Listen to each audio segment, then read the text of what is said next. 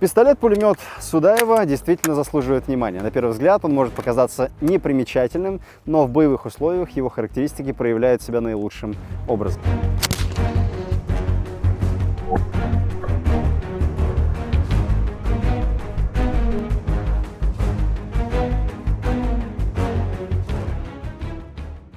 Время не лечит, дружище.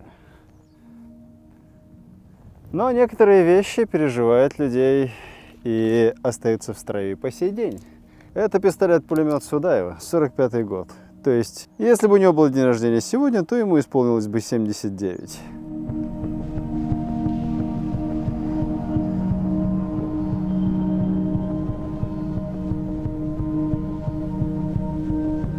Пистолеты-пулеметы во время Второй мировой войны выпускались почти всеми странами миллионными сериями, и их следы до сих пор можно найти на полях сражений Восточной Европы. Для многих пистолеты-пулеметы, использовавшиеся нашими воинами в Великой Отечественной войне, ассоциируются с ППШ – пистолет-пулемет Шпагина. А ролик, где мы расстреливаем американские эти бронеплиты,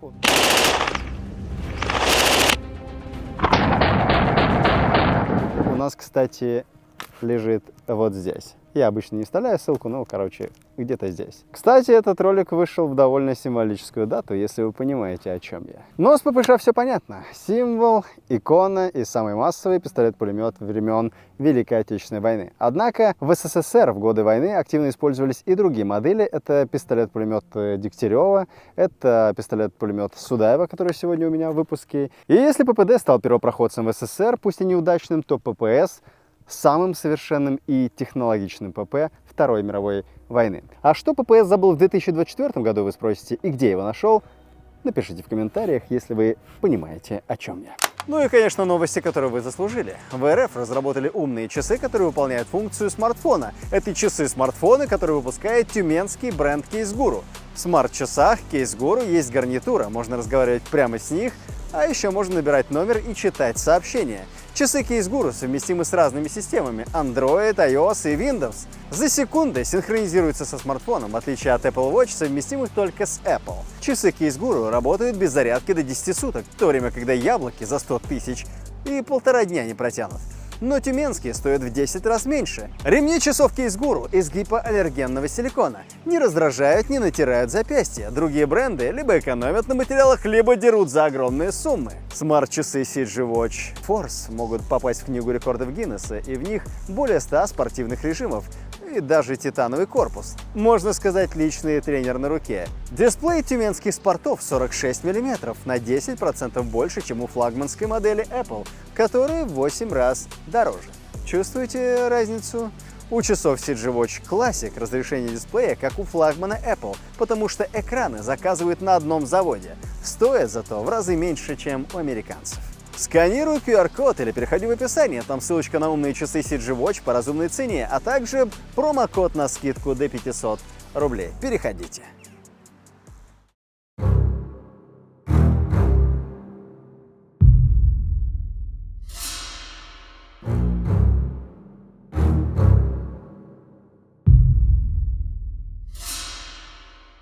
Алексей Иванович Судаев родился в 1912 году. Свою карьеру он начал с работы слесарем на заводе и после чего поступил в железнодорожный технический институт. В 1932 году он отслужил в армии, а затем поступил в артиллерийскую академию имени Дзержинского, которую окончил в 1941. Когда началась Великая Отечественная война, Судаев, как и многие другие конструкторы, подался и сосредоточился на создании оружия, необходимого для фронта. В 1942 году, в разгар войны, Советский Союз нуждался в упрощенном пистолете-пулемете, чтобы как можно быстрее насытить фронт автоматическим оружием. И несмотря на то, что ППШ уже был на вооружении, его производство требовало сложного металлорежущего оборудования. Он был тяжелым, громоздким, что делало его неудобным для использования в условиях окопов и закрытых помещений.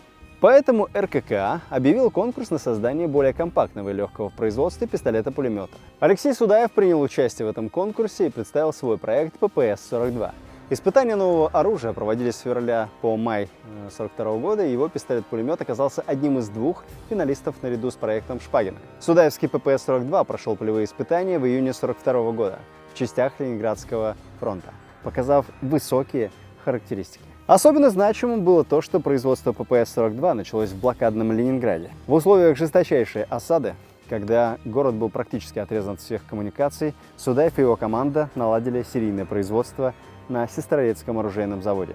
Первоначально было выпущено около 46 500 экземпляров, которые сразу же отправились на фронт. Производственные проблемы решались оперативно, прямо на месте, что позволило быстро улучшать конструкцию пистолета. Это оружие стало спасением для города, так как был проще и быстрее в изготовлении по сравнению с ППШ. Изготовление одной единицы ППС обходилось стране в 6,2 килограмма металла и 2,7 человека-часов. Для уже упомянутого ППШ эти показатели равны соответственно 13,5 килограмм и 7,3 человека-часа. ППРС-42 оказался менее тяжелым и более удобным для использования в боевых действиях в городской застройке, что сделало его предпочтительным выбором для разведчиков, десантников и танкистов. В конце 1942 года ППС-42 был окончательно принят на вооружение, его производство продолжалось до конца войны. За свою работу Алексей Судаев был награжден медалью за оборону Ленинграда. Пистолет-пулемет Судаева действительно заслуживает внимания. На первый взгляд он может показаться непримечательным, но в боевых условиях его характеристики проявляют себя наилучшим образом. ППС-42 отличается надежностью, высокой скоростью производства и простотой в эксплуатации. Его вес составляет 2,7 килограмма, что делает его очень легким для пистолета-пулемета. Одной из ключевых, кстати, особенностей ППС-42 является его магазин, который существенно отличается от барабанного магазина ППШ. Барабанный магазин ППШ, как вы знаете, часто был ненадежен и замедлял производство. Судаев решил эту проблему тем, что разработал коробочный магазин на 35 патронов с двойной подачей, который оказался более надежным и удобным. Магазин легко и быстро фиксируется, не шатается, обеспечивает стабильную работу оружия, и простота изготовления ППС-42 также сыграла значительную роль. Оружие состоит полностью из штампованных металлических деталей, и для сборки его не требовалось ни сложного оборудования, ни высокой квалификации рабочих. Благодаря этому Советский Союз смог наладить производство ППС на новых заводах, которые не могли бы выпускать более сложные ППШ. В 1943 году были проведены усовершенствования пистолета-пулемета, и масса затвора была снижена с 570 до 550 грамм. Длина ствола уменьшена с 272 до 251 мм, а длина складывающегося приклада вот этого сократилась с 245 до 230 мм. Кроме того, Судаев внес изменения в рукоятку взведения, флажок предохранителя и в защелку плечевого упора. На этой модели, которая получила обозначение ППС-43, ствольная коробка и кожух ствола объединены в единую деталь. И к концу Второй мировой войны ППС-43 получил широкое распространение и зарекомендовал себя как отличное оружие. Несмотря на то, что ППШ продолжали выпускать в больших количествах, ППС-43 постепенно завоевал популярность благодаря своей простоте и эффективности. Ну, для меня, в первую очередь, он очень легкий. И сегодня мы говорим про ППС как о примере успешного военного конструирования и производственной адаптации в экстремальных условиях.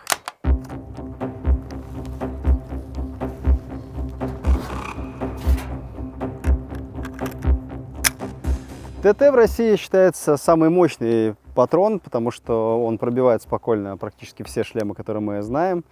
И сейчас я кое-что хочу проверить. А проверить я хочу следующее. Мне на помощь сегодня приходит умерший пластик. Видите, вот такой замечательный пример того, как можно зарабатывать на черепушках. Веселый Роджер, вот так называется. Это вообще-то копилка. И вот явно не для мозгов эта штука создана. Смотрите, я буду стрелять вот сюда по машине, и мы проверим, пистолет-пулемет Судаева пробивает ТТ-шным патроном обычную жестянку автомобиля, и случится ли что-нибудь с нашим Джокером или нет. Давайте попробуем. Собственно, у меня тут почему-то сдвинут вправо мушка. Я не знаю, плохо это или хорошо.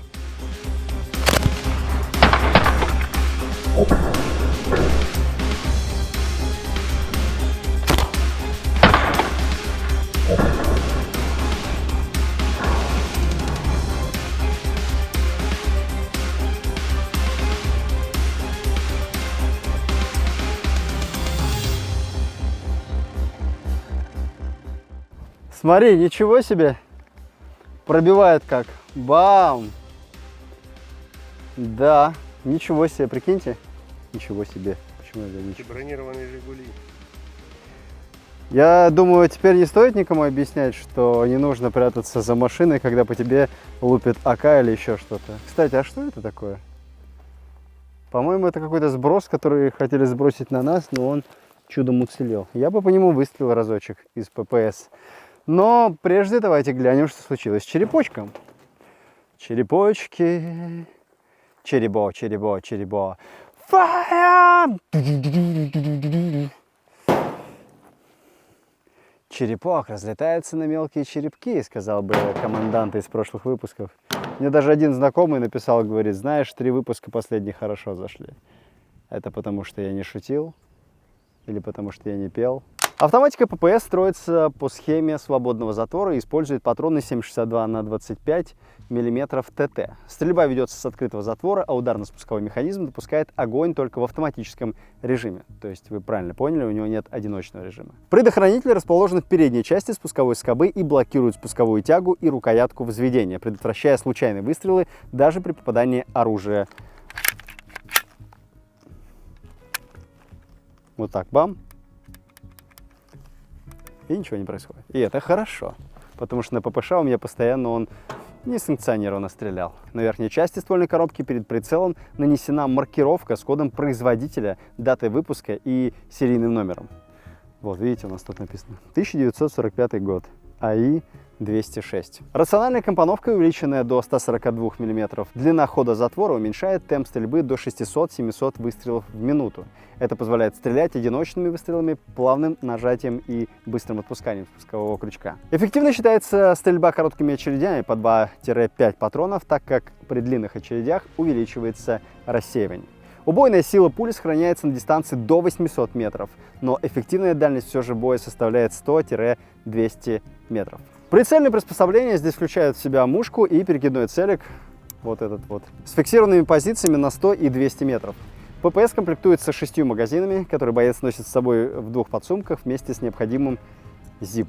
Масленка и составной шомпол. Коробчатые магазины вмещают в себя 35 патронов и обеспечивают двухрядный выход, что повышает надежность в боевых условиях и упрощает процесс заряжания. Складной металлический приклад добавляет компактности и оперативности, а пистолетная рукоятка обеспечивает надежное и хорошее удержание. То есть можно стрелять вот так.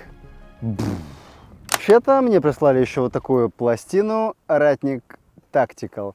СВМП — это высокомолекулярный полиэтилен плюс керамика оксид алюминия. Должно быть, дает защиту 5, даже 6 А-класса. Видишь, написано БР5, 6 А-класс. 7,62 на 54, Б32 она типа выдерживает. Но выдержит ли она атаку пистолета-пулемета? Ведь это пулемет, и он должен проковырять. В конце концов, керамика, ведь она, знаете что? Она выкрашивается. Сможет ли ППС при помощи одного магазина разнести вам будку? Предохранитель, видишь? Бам.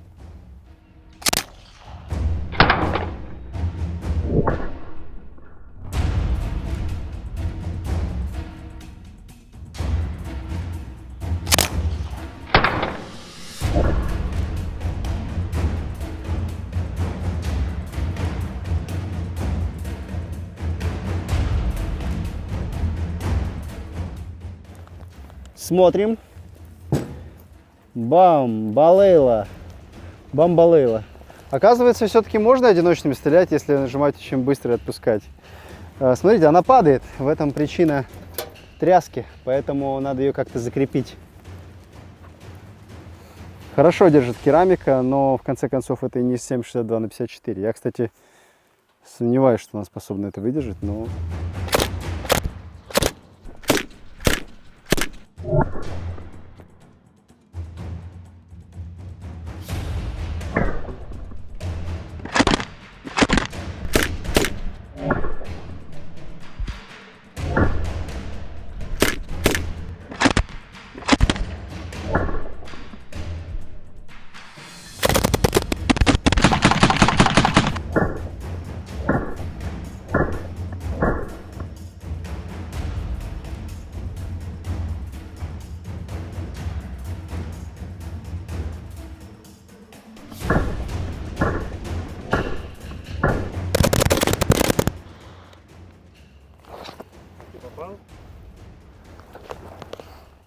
Конечно, да.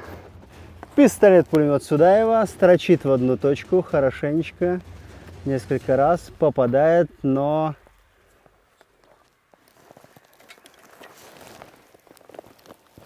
он даже ниже попал несколько раз. Так. Ну, в общем, хорошо держит пластина. Очень хорошо. Не смогли мы с одного разбить. Давайте мы еще один шанс ППС-нику оставим на то, чтобы пробить эту штуку. Давайте сейчас попробуем следующее. У меня есть несколько баллонов с газом. Много раз мы уже пытались это проверять, и много раз у нас не получалось. Но, возможно, это тот самый случай, когда нужно отойти подальше, поставить на машину баллончик, жахнуть и посмотреть, что будет. Вы готовы, дети? Со снаряженным магазином ППС весит чуть более 3,6 кг, что делает его легче ППШ, вес которого со снаряженным магазином составляет 4,15 кг. Кстати, для него был разработан искривитель стрельбы ТКБ-401. Если вы знаете, что это такое, напишите в комментариях. Алексей Судаев, к сожалению, прожил недолго, скончавшись в 1946 году, когда ему было 34 года. Однако его вклад в победу оставили неизгладимый след в истории. Многочисленные копии ППС использовались долгое время после войны, подтверждая высокое качество и эффективность этого оружия. Даже финны, кстати, решили их скопировать. Захватив несколько штук и проанализировав их во время войны, они решили, что это действительно неплохая штука. Поэтому они сделали свою собственную копию, избавившись от патрона 7,62, так как сами финны использовали 9-мм патроны. Финская копия фактически использует барабаны Suomi М31. В остальном же финский КП-44 это по сути прямая копия ППС-43. Так что подражание — это самая искренняя форма лести. Это очень хорошо, когда финны копируют ваш ПП. После войны советские войска еще несколько лет использовали его, но в конце концов заменили все свои пистолеты-пулеметы калибра Токарева на АК. ППС, кстати, нашли очень широкое распространение в Корейской войне в 50-е годы и производили не только Советский Союз, но и Польша и Китай. Затем модифицированные версии были приняты на вооружение в Венгрии, которая пыталась и не очень преуспела в этом. У Восточной Германии была своя версия, у Северной Кореи была тоже своя, но самые заметные — это китайская и польская версии. У поляков, кстати, был вариант образца 1953 года с деревянным прикладом вместо складного металлического.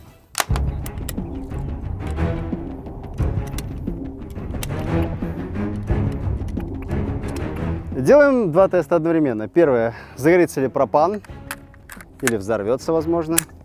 И второе — смогу ли я попасть с 70 метров по красненькой мишени.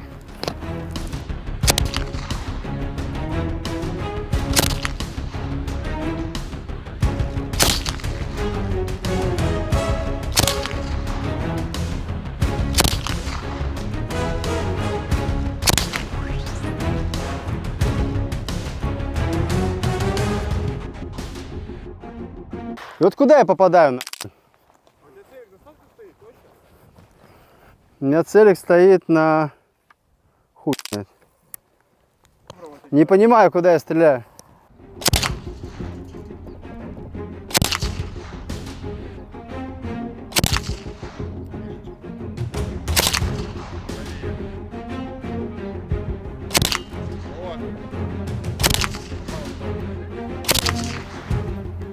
А он не пробит.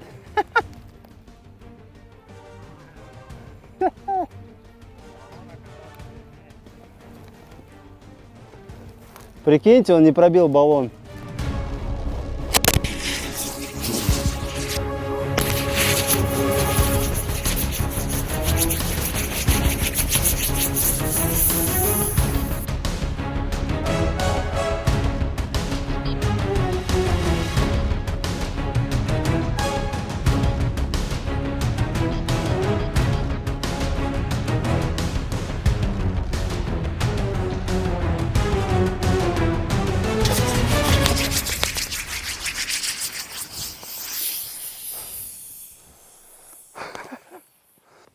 Жидкий металл.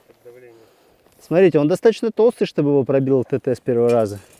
Но со второго раза все получилось.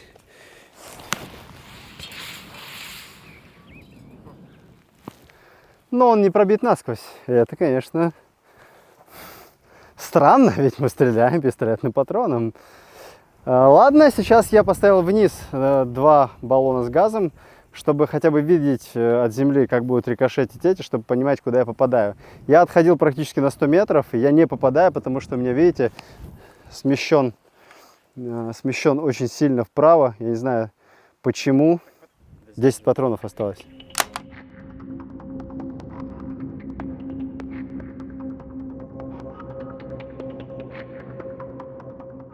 Заряжаю новые патрончики. Характерно, что передергивать затвор снова не нужно. Просто убираем его с предохранителя и работаем. Там 2 баллона с газом. Если они пробьются, рядом костерчик, который поможет им взорваться.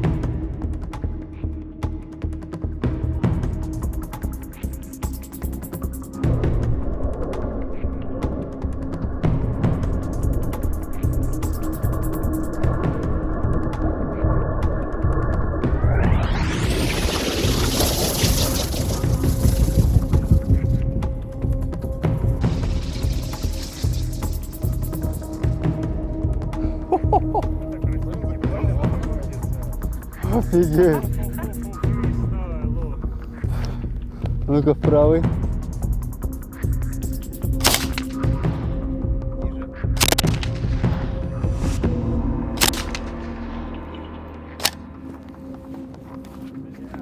Ну и что, это было красиво.